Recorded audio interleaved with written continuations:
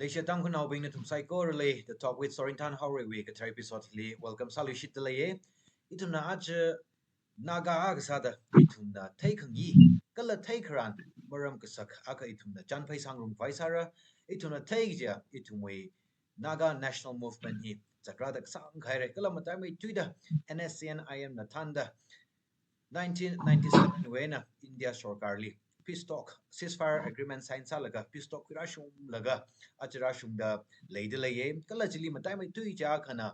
itum NSCN-IM na Indian government na framework agreement sign salaga jiu alungle changpai hi khuika de leye ajai itum na Naga national movement hi kiwi shongzali zat lei kala katha da lei mai li katha ka pha mai ra ga ji itum na acha chanpai sangrung faisara itum na maram hili matamai da thei pai khwai kalai tuna thei ran bing hi thei pai khwai da special sala khai guest aka rang room da laye itum mikchung khana thei le re mak thei bing wang in introduce family shit ke queer warsaw zimek a hi supreme court we advocate ne are daily li pam da le a hi pe wen ne ali welcome sa khui dai tum chan pe hi chat pa faisa se ri make up da queer warsaw zimek ning shi ke chang kha dai re no we atam sak chung kha le salala itum naga we maram ni chan phaisa sei gi jili na na than thup miami da rangrum wang chung khaning she kala ring phai ari tumna inina chan phai hi ron da chat fa phaisa se amaina ari mangali hang khai da itum naga aga sa da itum naga national movement ni kushok zang hi chung kha thaingai de le dalai itum khuni thot ping thaingai laga ma thai khui khar apong la layawe chena itum khani thol ping na achuwi talk show hiwi aru ini chan phai hiwi manga aina chung kha thai khuri che expectation la leid le ye aru ina hang khai da mai tai la ga na itum na sha ching ge tu yar chi ya framework agreement ge ji hi itum na 3rd of August 2015 when shara khai ni ka itum gu chung khana framework agreement hi khila klayang jili ki jang la kla kala hiu manga aina itum na ga national movement ni or peace talk ki ka da chatwa ki ji ji mak thai lak chung kha la yawe Jena, no we take a kui, then take we framework agreement, kala Indian government aina, Naga, I mean NSNIM na, he will facing sa ka chan pay sa dak li, hi ka thane hi thada li ki ji, tiyo me ka share samilo. Remake to the Sorintan Yauri, how really you in English with lay Atamli Naka society na face sadly social political issues li. It had a really Karjan Sarum Laga Kachite Adam Krahmi Wang Yarshonali Nixlage Ivagainala Ari Nanahangderle Government of India Aina National Socialist Council of Nagalim ceasefire in 1997 wena how phok laga chan zegra shum laga 3rd of August 2015 li agreement aga quick rajli framework agreement the hoi framework agreement we matangli revolutionary spring wena itum traka kasha sambangai re kala scholars ping nala himaramli chan paisa laga ye really share sa haila like up aji ina ate ngai na hangi jila maning mane ka idumai level of observation hi perspective ngate ngde de wena yerina kathei tarkar sai kachi bang o thaga legal perspective aina inala phap ka da ji jomai ka ye really share sangai ji framework agreement ja broad parameter party khani ye aina naga hi the short thili anyway differences le the khleji broad salak hai parameter akhli o hili ini mayang rok laga kupsang hausa ji tu tak ta khang rok maya sang khang rok ji thei khui kala hili jang da gale points ji matai lak aina Indiana Nagawe unique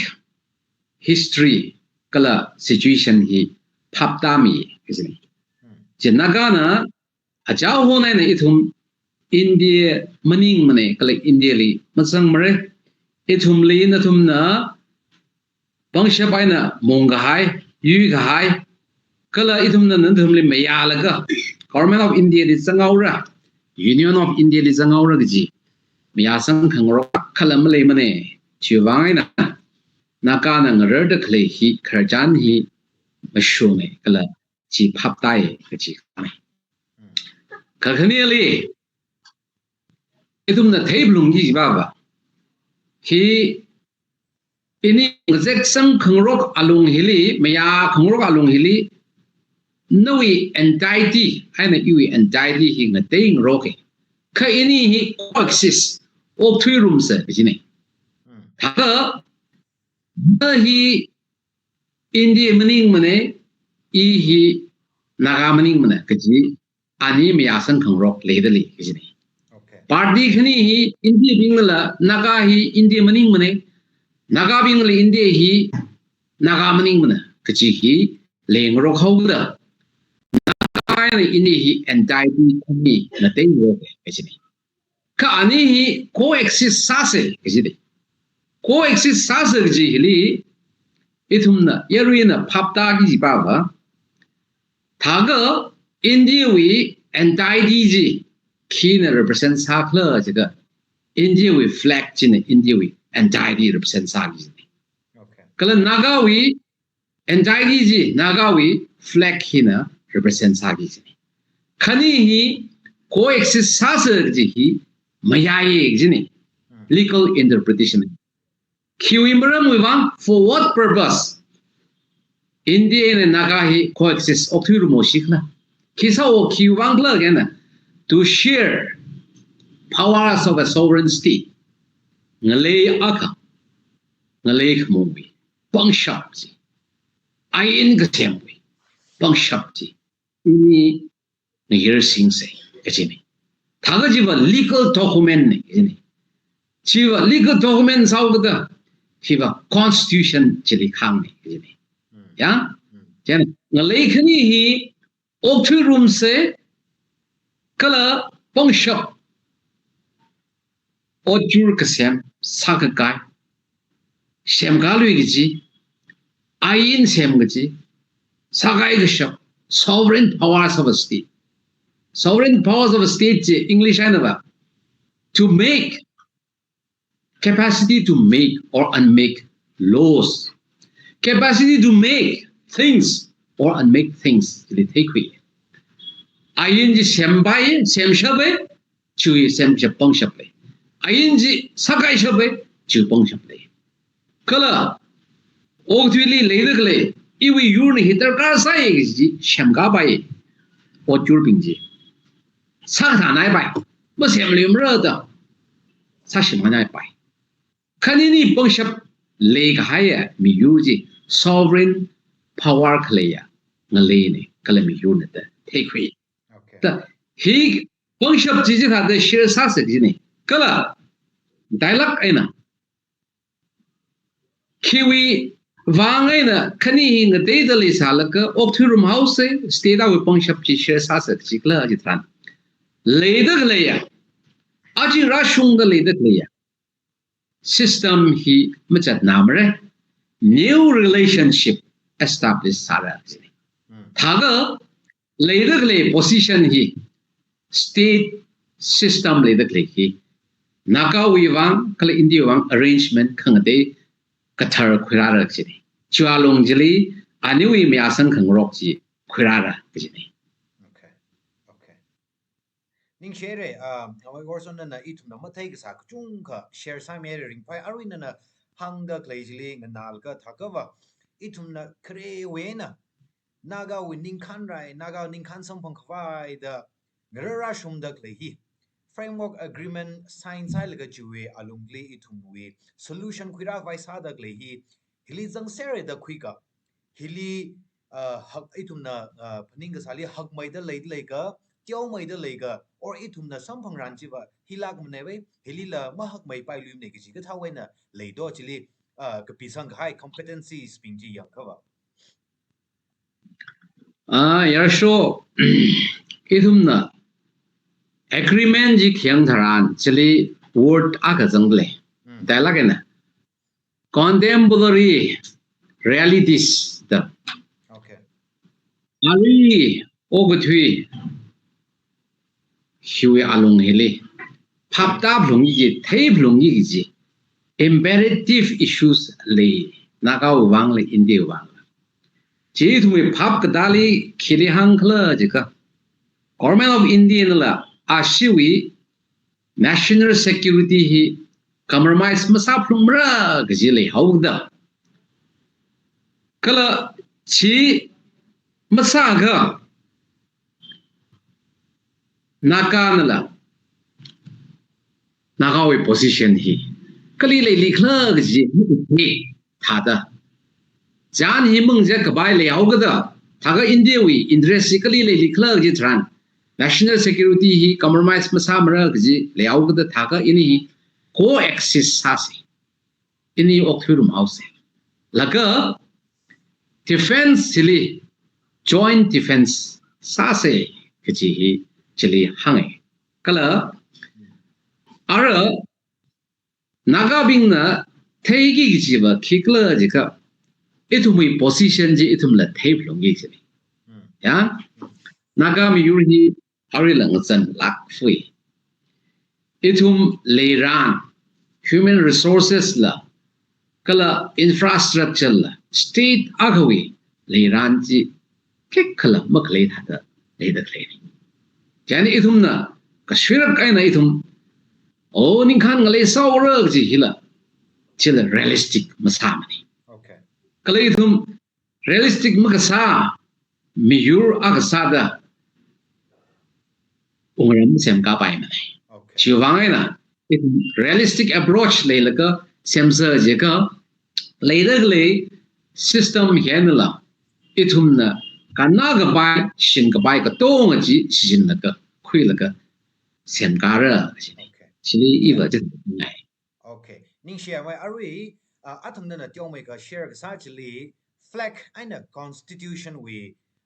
maram chi talaga na hang mere chi khni khlei wi ka ithumna thai ka shali flag and constitution hina maram sada naga wi political talk hi mukup sankhar nei gi hi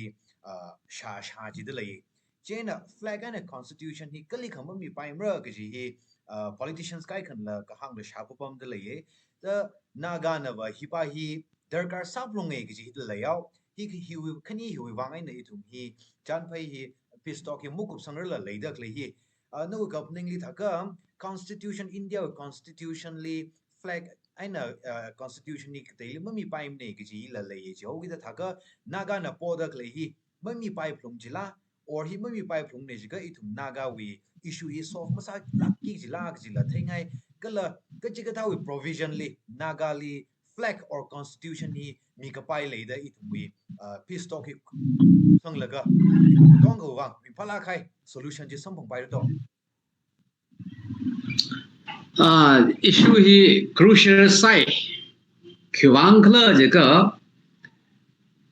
politicians being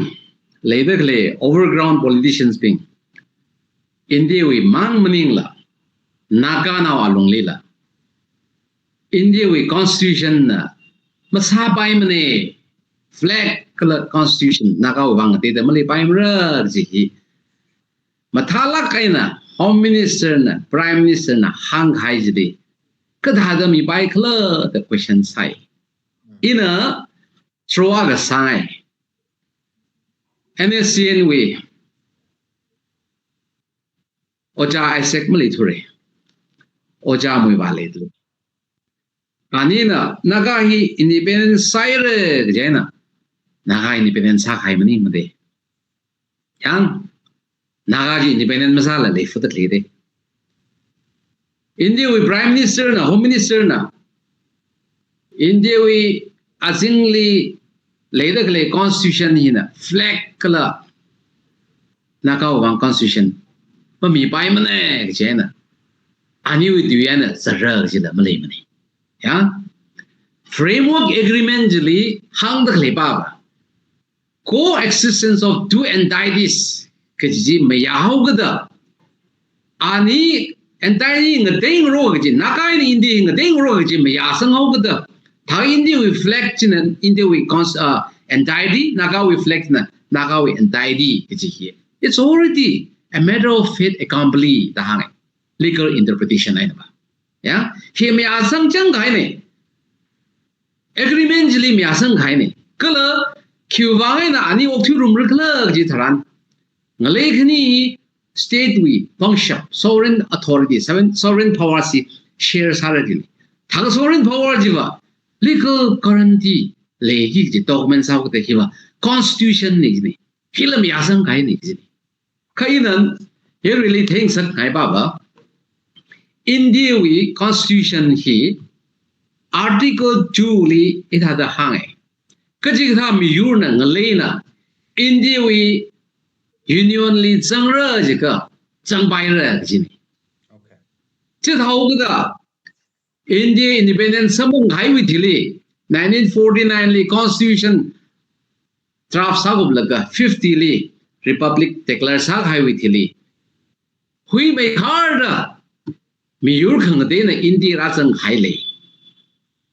for example sikkim hi 1975 li india wi union ni chang hau Ahi zangai ga Sikkim mi ai ashina shok pyral ji exit provision maleli mani. yeah Kakhani ali article 3 nang dakle pawa India we government na parliament na state jaga le dakle provincial state ping hi. Siamga ba ye sakai ba ye ngshik ba ye teong sak ba ye haksang sak ba ye sashman mi ba ye. He bangship he parliament we pangli claim kala state we pangli malay ne kachine che thau ga state le de le hi kateu de nau hi tra ga rasho sak de le hi parliament we bangship ji shin ka sane kachine ka parliament bangship hi ka tonga le de le constitution hi amend sa bai sir ka basic structure of the Indian Constitution ji chiva amend masa pai mre kachine thaga basic structure ji khili hokla ji thran India we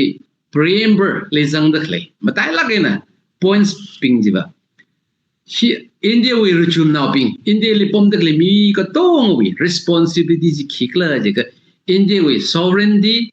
kala territorial integrity ji protect sare kachine chiva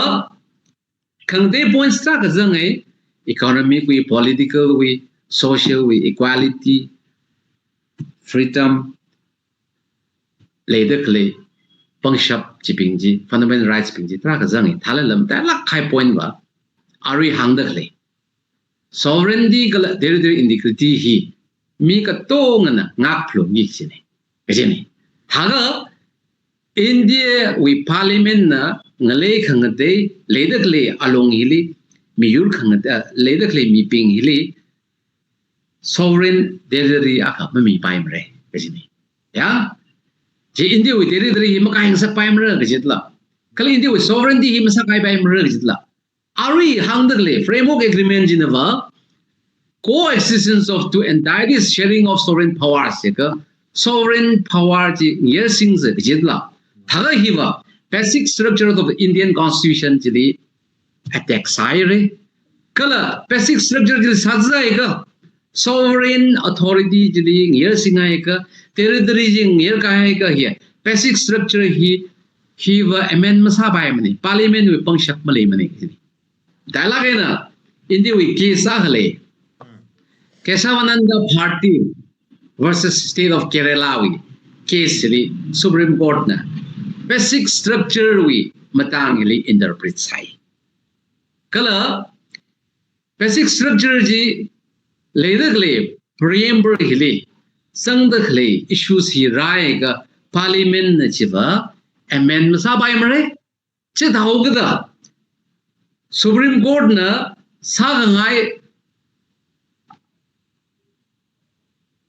sagangai jika Supreme Court na Parliament na sagangai sadagle ji check sabai ini Parliament the absolute power of amending any part of the constitution ji maling sak mani kajina ya Okay. kala khangdeya gana ari Minerva Mills versus Union of India we case li parliament ek pa sa khai ka tong amend sa khai ka tong hi judicial review hi Supreme Court na later kala Supreme Court na parliament ni check sara kaji pangshap mi hiwi wangai na later le position hi naga miur hili sovereign state na te da mi gi ji India we territory kai la ka sa yak shok ki ji hi ba basic structure of the Indian constitution hi ba masa bai mara ji hi hang ser da le ka itum na question sai ya India hi sovereign ngale mani makla kaje than India is sovereign country ne thaga sovereign country aga hina kaji kada emergent situation le sovereign decision bukhui pai thuwe khiwangai na jeka constitutional embargo le hawe constitution na amendment mara pai mare basic structure kaji kada issue ra shokhaw kada sovereign decision bukhui pai thuwe jeka sovereign country maning matei che kaji ne and India is sovereign country na jaiga constitution we embargo le sala chi overcome sashap khawai chi atung le od manga khwishap khawai legal principle le provision le constitution of India li mazang mane kha hili legal principle hili khi hokla jiga doctrine of necessities that invokes sabai yeah India the problem is solved sablungra jaiga he India it is to the best interest of the country yeah he sablungra jaiga doctrine of necessity Supreme Court li invoke sang saki chini kala later le legislature na parliament li tukat thi singal ga vote sangi chi kala later le executive na jaga prime minister and his cabinet na maya ki chi kala parliament na maya khai executive na maya sang khai chi mang maning la Supreme Court na la doctrine of necessities invoke salaka yes later issue kala political decision here in the best interest of the country ne kaji hi mia sangai ka organs ka thum judiciary legislature kala executive na mia khai tran khi khipa le lu kala chaw tung le kaji ne male lu mane chana problem hi constitutional embargo le salala sabai masabai mane kaji male mane kala hili na ga heng sak khaya ga le chiba khigla jaga agreement hi sign ka sa atam mara shungrung laka naga we leadership ping hina apong trak khali ogthui international legal expert pingli kharjan sai dai ya kharjan sai atumi opinion poye concert sai he South Africa wenala Guinea wenala Netherlands wenala expert ping pratai dai chimang maningla India we constitutional expert ping lila atum we opinion la khui dai kala phisa crore ding la ka legal opinion hi khui dai china atumi ningra raina ning sak aina amai amam bhawela agreement hi sign ka saba maning lak mane the itumna naga walungli wider consultation malay mane o himram hili India na hanghai prime minister na hangai minister na hangai flag kala constitution je masabai mara ta hangai thagi tum masabai mara ji khingra sagla da hang da living je India we constitution hi mathada mag theping kala atumli mathada mang ji the ledak yeah he hang jaina in India we constitution ni katong the siba khang maning ne I wa ga na la kala he in hang jaina ara thaga he we legal praxis problem hi solve sa vai apong hi legal principle ji hi da sabai ji salala hi wa commitment le laga committed political leadership na than laga ka samani ka mara shok bai mane ji kala india wa ga na committed political leadership darkar sai kala nakana bargaining power malela negotiate sadakli hi nala itumui wang pongshap makle ji thethayau gada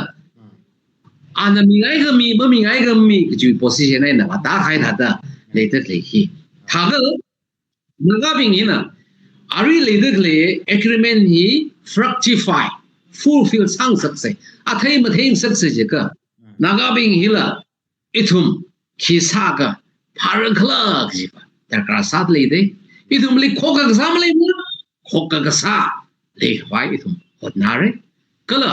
itum me akhona ga waula ga itum khangsung darkar sai chitran itum we jan ga zekhi kal framework agreement hi ungda ka pai le ji hangai right ning she my also itum na thairan chung ga interesting sala khai points chung ga la share sam ye originally younger wa ungta pai la ga na kala ungta ga pai share ne ka alungli mungta la leidak le hi arinan la ka hangai re itum khokha ga sai darkar sai je re itum ngar khangrupi darkar sai je ka forefront li mangali lead sa dak le kala negotiating table le pamrum dak le NSN IM with leadership ina khi sa ga wa ari chan nga zek pan dak le hi so sa pai ro dog ji hi thaingai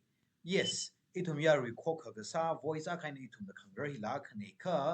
atum na negotiating table li ki hang ga wa ka tha negotiate sa ga wa kala ari flag and constitution list tak sa dak le hi ki sa ga wa so sa pai ro dog ji thaingai wa maram ba wa hi list tak sa dak le ni ji shau gi da ka hi ari na hang khai ji li yang ga wa so sa pai le la ga ka ji hi thai khui da le je na atum na ki sa ga kala yes atumam juli itum we yari we naga we thana bing ina immediate steps bing hi khimo mai khui pai ni khalayang ji ji la ka hang mi thalo jo if a politician gamning mukho chana political issues kiwa solution je iwana maramre if a legal perspective position thada leide kleji interpret sa kheng mani ka naganawa ka sada iwi personal observation liva itumuli over democracy he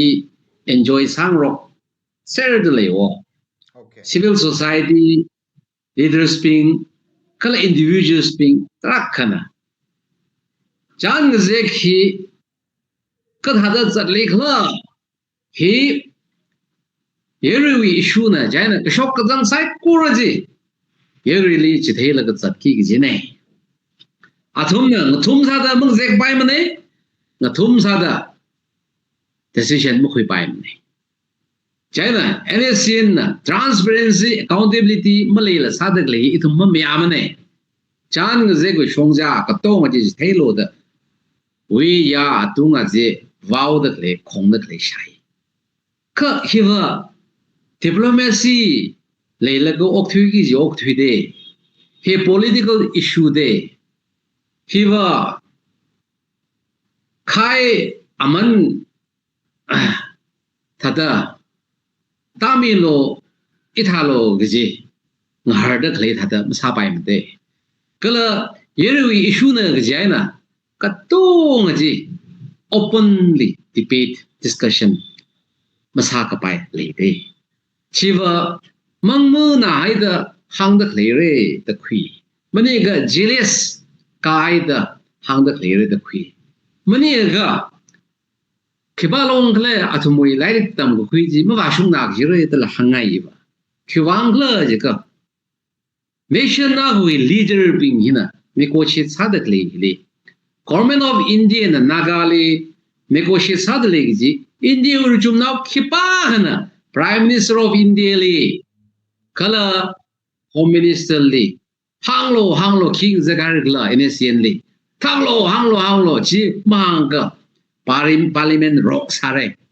oh function mà sao vậy mà đó mang lắc mà thế bất xả lắc mà thế cái nào nào bình vợ NSCN li leadership li cái tô ngay chỉ thấy luôn rồi hết thảo chỉ với thu mùi đấy cái sang pháp cái ta level of understanding gì mà chuyện nào rừng chỉ vắng nên đó đi vợ cho ta hàng ngày hàng ngày đấy là cái nào ít thu mùi along hili contestation of leadership jere later le faction trak rasho khairi ya hiping hi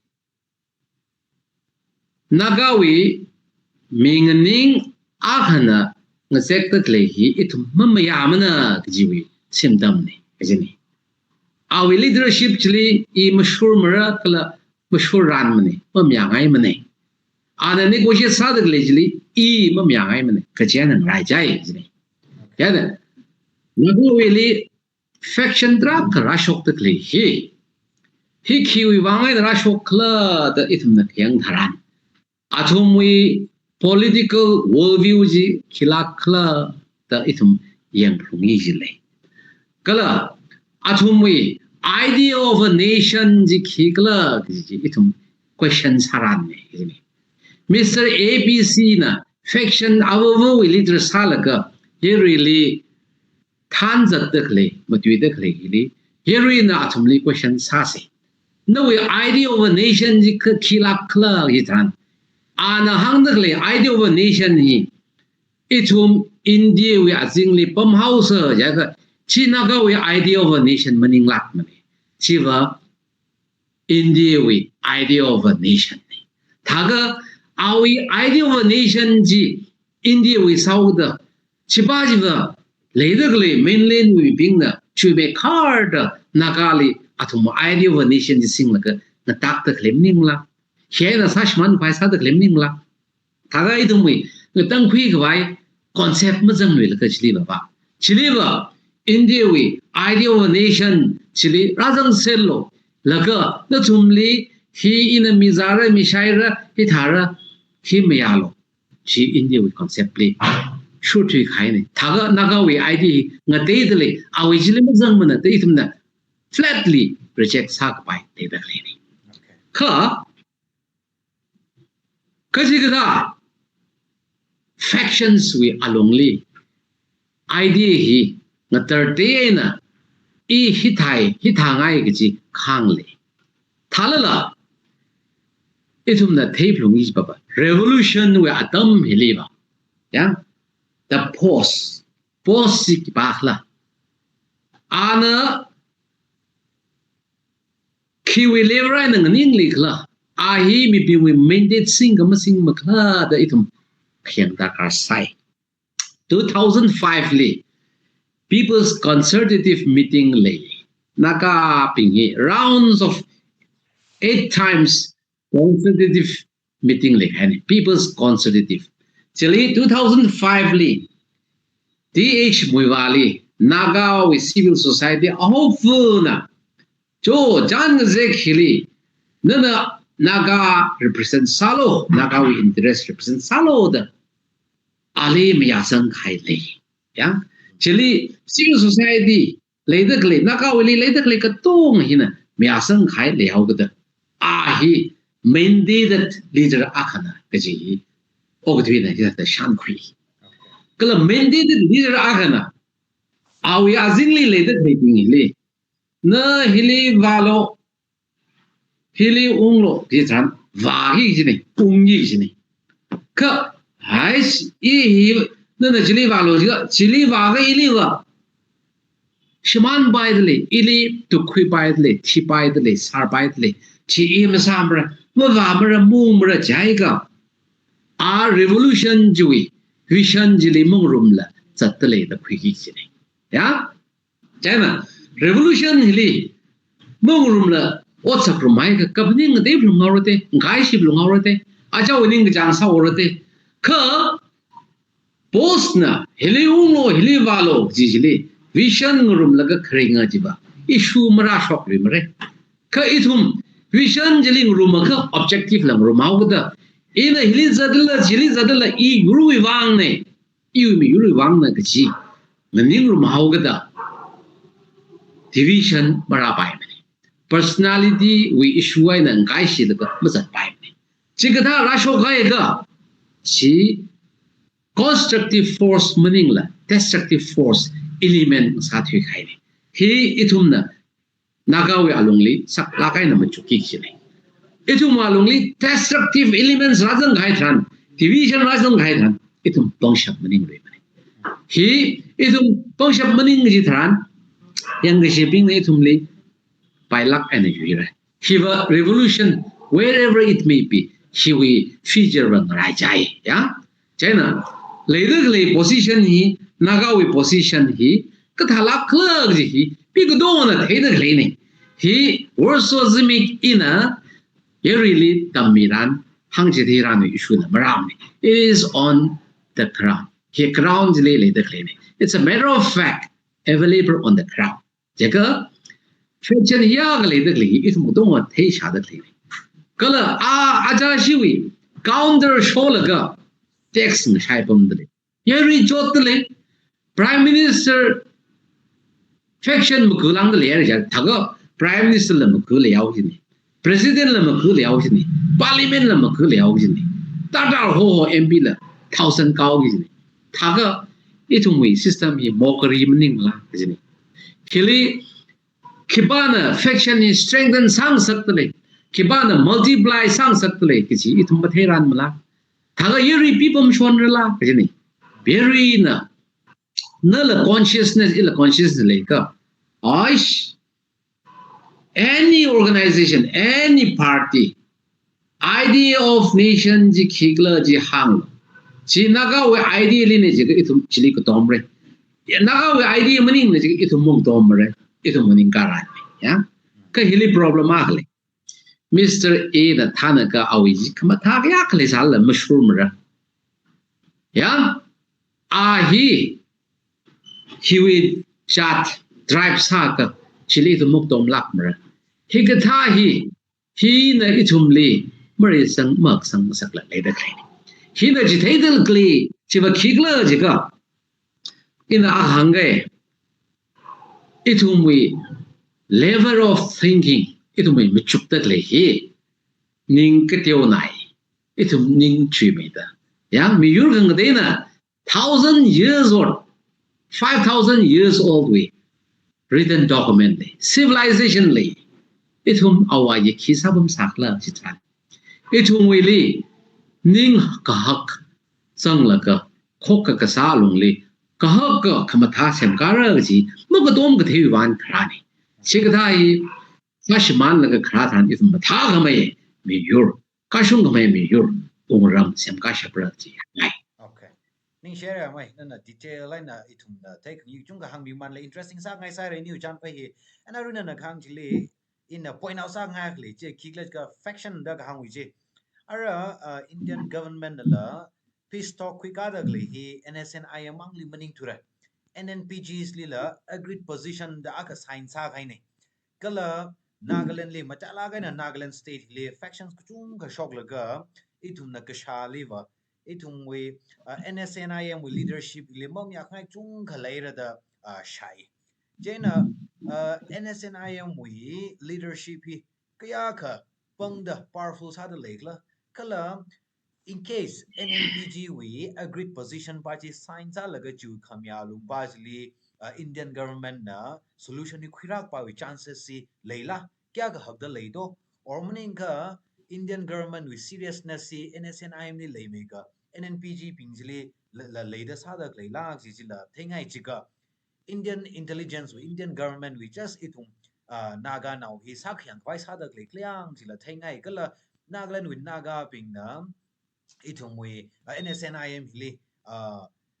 kya kama thada ko tom li do it mui kigla rumors ka shali omong tom bilang ni da shadak le hila it mui naga national movement hi nga jansang wai ka thau ka saw ya khala ka itum ka shali wa talagan ko tom da le gi jila ka shala le ka pa mai jen no we take a quickly as a senior advocate kala naga national movement li talagan ko tom da le miak sa da ka da thei quick liang ji ka share sami Chibaji is senior advocate la maning mane kala I naga mi yuli well wisher aka sai chen dan se yeah yang okay chililang na ma wa fu se ina ile aka hangai India we politician being na kala interlocutor na atum being na hangai naga aina India we issue he there is only one issue between government of India and the Naga people issue akamang auda there will be only one solution yeah solution la akamang re ka 17th November 2017 li NNBG we group hili agreed position da saina ka salwe yeah kaga naga we issue hi akamang maning la khani rashok po khaire kala solution la do way approach hapo khaire thaga indi na ashi na hangda khaiji ashi khladda backtrack sadly mani ka maji sangle de chili element of untrustworthiness va sangle de double standard va sangle de thaga NSCN na Arila Chan Zekle Hili in Zekle party to the talk he I hate the post standard later clay party ne Awi Hili untrustworthiness element later Jainava Eva Hitaga Hitara Hacha Honan Hangran Kaini isn't it? Yeah and they have moral right to do so. Because statement dragli Indiana Mikhai itum shasir telaka issue hi akmange solution akmang raji. Ara proliferation of so many factions. Yeah, faction draka rapang saglaka atubingili group semilaka. Hina narrative hina kigla jega hush naga movement hi NSCN mang maning mani NSCN is just one faction he faction mang mani hili faction shini le laga NNBG li ya atumbing hila NSCN da faction sel laga hiping iba ngurum hain do honda they are united working group the same quick and asumba hi faction shini room laga troking room laga same quick hai ba hi shiva party chunga khaide thaga tangible force sa thi khaide hi ba hi just one faction ni faction agamang ni actually negotiate sari ba leba faction trokili group same laga sa gai na narrative paili hina ungta mai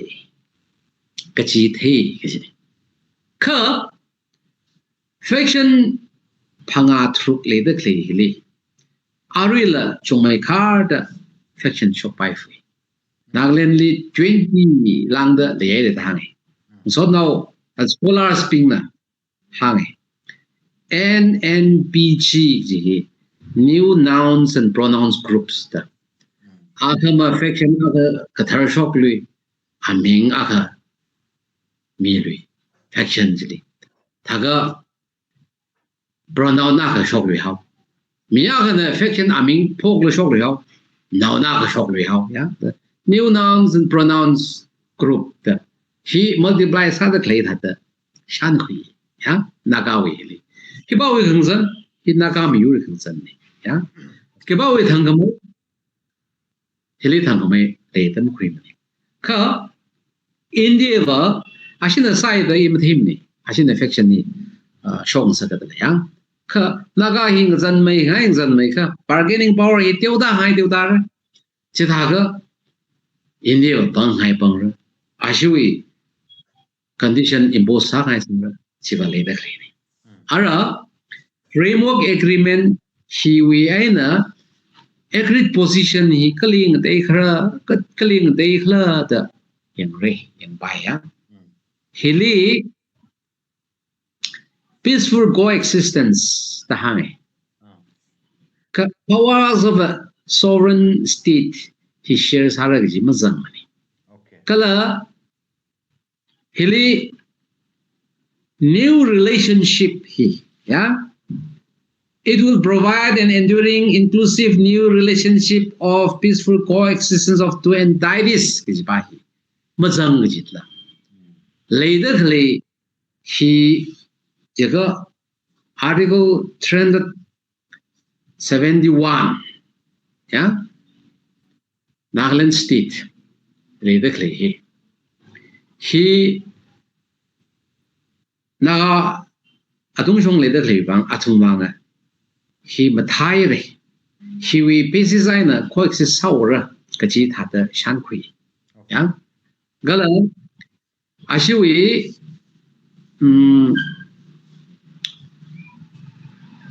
agreed position we ashiwi framework party khian tharan later position na chungme da economic kyoshik la benefit si samang pai theidale kala khon mazalwi la chili kupsang awra kaji thada the yes hili indriking sala kai a chang chiva khigla je government of India na nagawi historical and political rights he the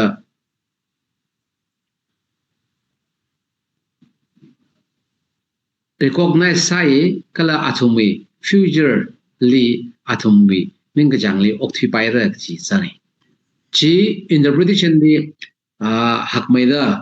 scale chumi the stretch sabai thaga athumna la hangre he itumi future liver itumi right to self determination sang the hangre ka chi jang salala new relationship established sara the mazang thugada later system yen mangji bai mane sini iwi phabutali da hangai kho I ka framework agreement ba hiwa hili broad salak kai parameter hili measang rogai re kala hiwi nitty gritty si competencies si alongji detail aina kapi shok la ka chi chuga alongli okhurum ra ka ji le awda competencies chili kizangla ji itum ari ro na themani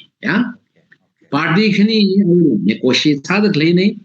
chili trak competencies chili hi da jek sangai salla ari ba officially yang declassified document maning la leawgda classified document le leawgda kala agreement la mukup sangru rang thugda itum mahang ra bani halala ane sin nang de atum nang de hi flag and constitution jina issue na jare daga flag and issue constitution jiba legal interpretation li broad sala ga ne thada interpret sabai jiba atang hang khai ni okay ning share ma ari khnaw sada ari framework agreement numeram li khnaw sada atang flag and constitution li stuck sada gle hi in case na India na flag and constitution hi mami ngai la le da gle hi miao si jiba India wang ki taner kala naga wang ki tong kala naga na NSNIM na flag and constitution ji mazang la so sao sai ji tran naga na ki taner India na ki tong ji tyo ka hang sa ngai India la awi kharjan ka theji phai Lokmanya Tilak na Swaraj is my birthright tahangde ningkhan ji hiba iwi mashun lage I pragata ainang soda ningkhan ji iwi mashun na thangde ji India no ping na awi ji aji rashung the history ka tam nau ping political science ka tam nau ping kala politicians ping ka to na chui lak aina khui kala India na British Adamli Rada Glazely Atom Mikiakana India he Ninkan Samang Ranne British na itumli Mumung Ranmane Atom Tualo Gizli India being Mayade. Yeah. Hili Naga being itum India was ingly Bully Ngaimane the Kangli. Nagawijli Kyonle Gijiva, Wang Baimrade. Ala Awi Mashun India was ingly Malay Ngaimane. For that matter, any country we are ingly Malay Ngaimane the Sarsadakli. Jiva Awi inherent rights for lady. Miyaga, yeah? Are we urging a day? Our history, our identity, our culture, our language, our entity, a day, le plungaiga. Chi Indiana. I tell her Nali the bung made the lender. Now you are in your Shonra Giva. Yeah? Moral authority, Malay money the queen. Ka India Agasada Kapang lays out ultimately the third largest economy in the world. Yeah, rising power dahane. Human resources li chui lak aina lay the clear lay Agasada. Population li the most populous country in the world. Ultimately China li overtakes India. Yeah, India with population here. 1.4 billion plus, yeah. Chile, China, Indian overtake Sakai. Higadang lay hili Naka now are 3-4 million, yeah, population here. 140 crores plus population hili nasungit siya. Hiva David and collide with it. Highlight like a chili la rip make hurry. She make hurry. Yeah. Ka he can't overly species 1 hour Euro house. Nothing really lately.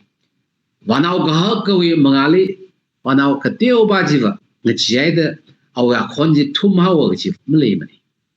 Kateo no Bajila, our con come. Yeah. Chỉ có anh nào ấy cái tiêu nào bao giờ nào ấy con có con gì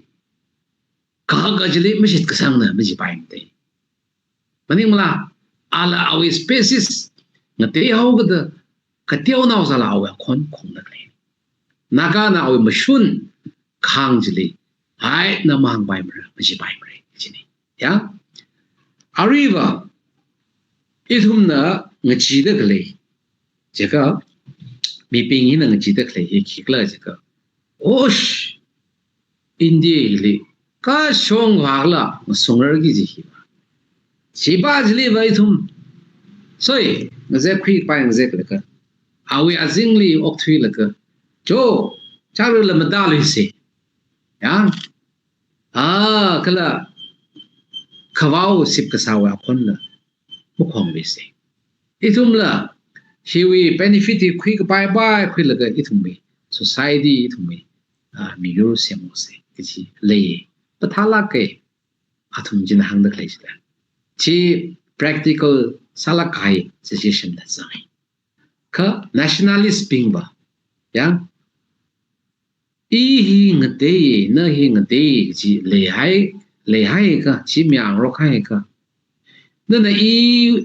we are zingli thala la you are zingli like plura ji he yema mya hai mane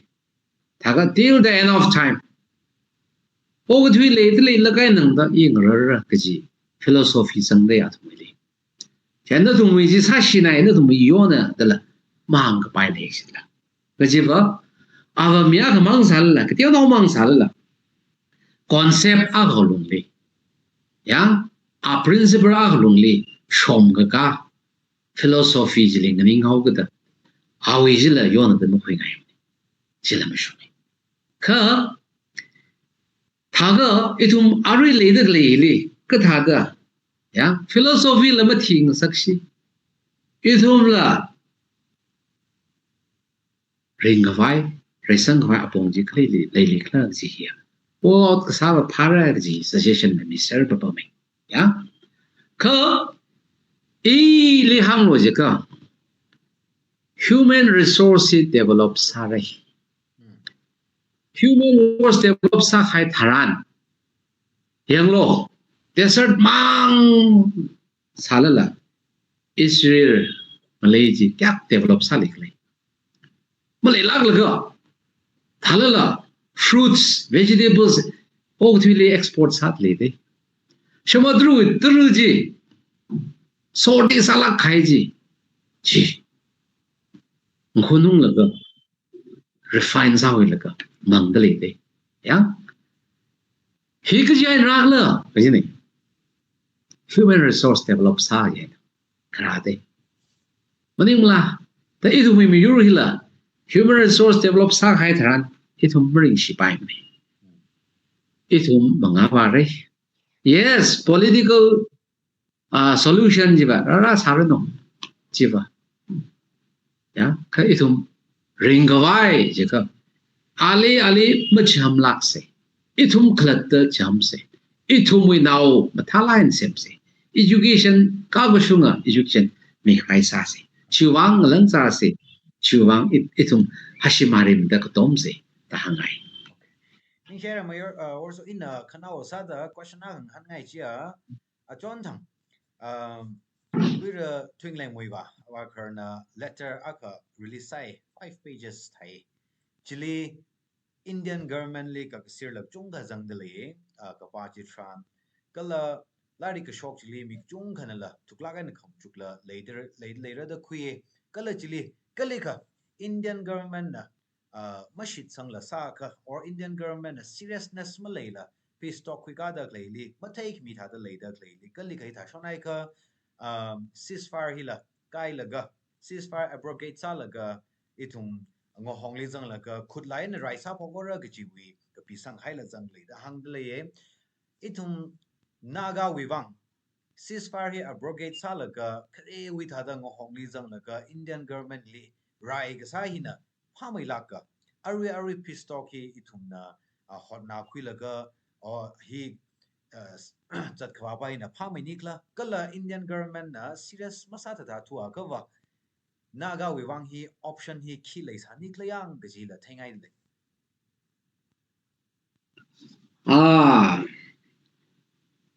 awi press note ji ila pa khui sam hangai hili chan zekhi miasang rok hai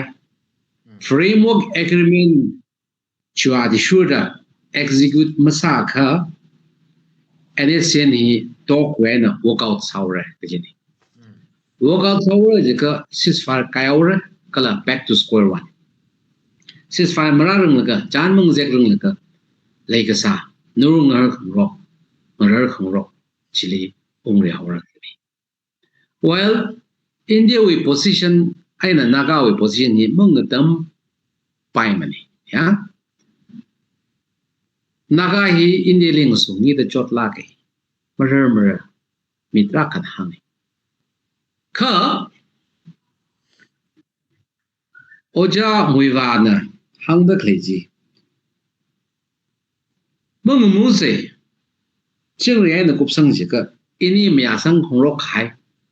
agreement ji we assure the solution hi khirao se chini me asang ro khai ji framework agreement we contain ji interpret sai re chi athang khang thala o du we top legal expert pin India we legal expert pin obdien khrilaka yes he wa sabai hi nei ji hi chui consultation opinion ji khrilaka achum la position strong salak khai foundation a lungli agreement sign sana the khui ara himam ya thura ji ka obviously athum na khisarak la ji imathei mane kha athum na hang le assure the that we the arm pick up salaka moral we hora chai well saga ji ba saklak salala saga ji ba pai me job a khan the khui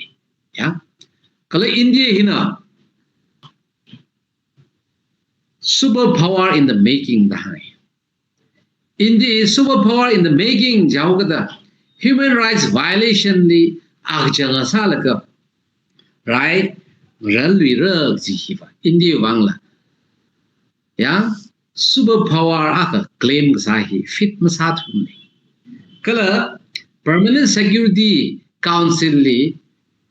sanghwai hotna dak le awang la problem saure nagali mashi sanglak la apang shap le jawda ana sing dew la ka chachalu re jaiga kala India na look is kala act is policy le dak le he hiwi corridor hiwa naga no bing na pamshan gai leawga hiwa trans international border road rail road ya he established sagi ji hiwa naga bing na hap kono pai sabotage sami gai apun rak khale le chi sai ga in with rail and commerce eastern front li smooth salak khai sailing wa le pai tha da thei kala chi malay bai thura ji tharan India mang na business partner ja khatam sa bai la ledak le Southeast Asia li East Asia li ledak le country being li partner sa la ga le lon gi dak le li hakuno wai ga athum India li trust deficit le aurate security malay mane India ba ki China lem lon mra ot khung khwe ba lo khlo la pai khyo la pai hiwi transaction li problem leawra thaka India wang matong mani one kala thanga deya ganaba NSCN kiwi strength aina